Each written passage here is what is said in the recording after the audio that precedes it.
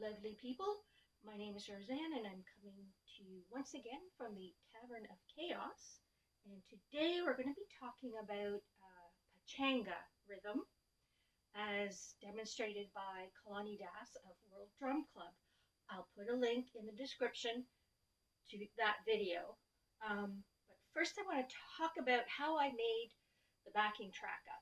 So I suggest you go look at Kalani's video first and then come back here.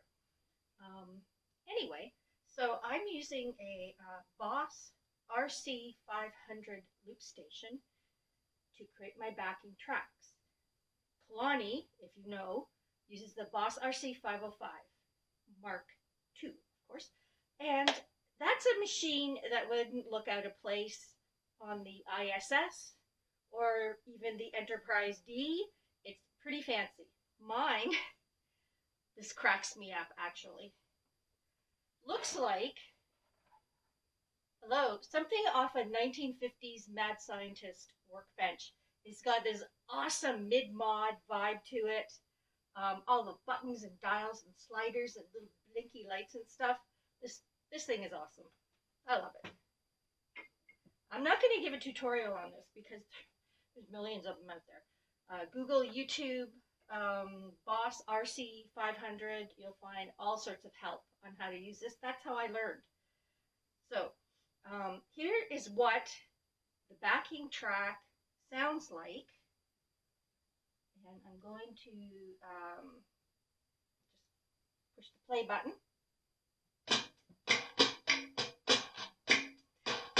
I'm running it at a fairly slow tempo compared to Kalani because I cannot play bongos as fast as he does.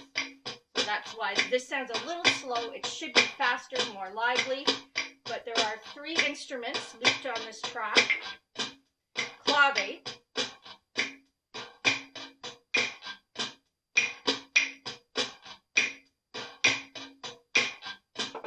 okay, that's sewn clave in the 2-3 pattern.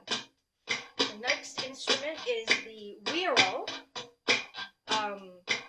I have a classic one, super durable, very loud, but very durable. The authentic ones are made out of dried squash called a calabash. They're a little more delicate, so probably have a nicer sound though. But anyway, here we go.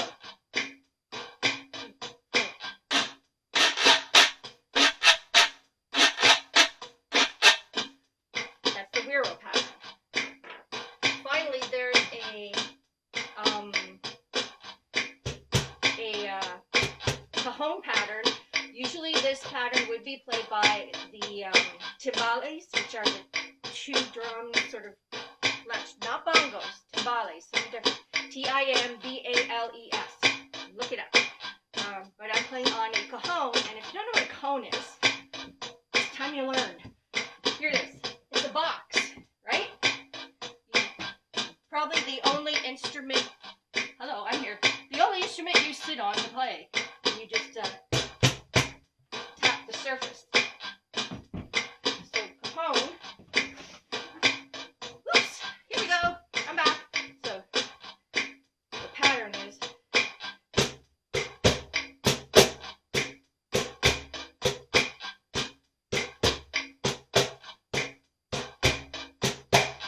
that's the backing track. Now, just for funsies, I added a second track of my own, and I'm going to select it now.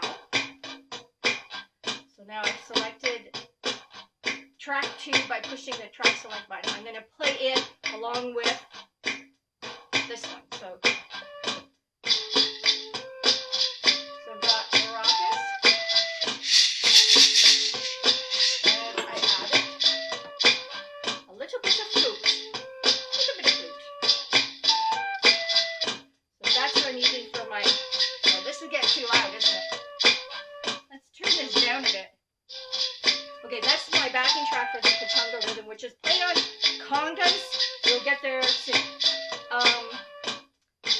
One thing, I've stopped this. Stop all the music. Oops. Stop. Okay, one thing I want to point out for the looper settings, familiarize yourself with it first if it's something you're interested in. There's a really cool feature where if you set the track length, if you preset it, you hit the edit button for the track, you can set the track length. It's called the measure. And I set mine to 2 measures because it's a 2-measure pattern in 4/4.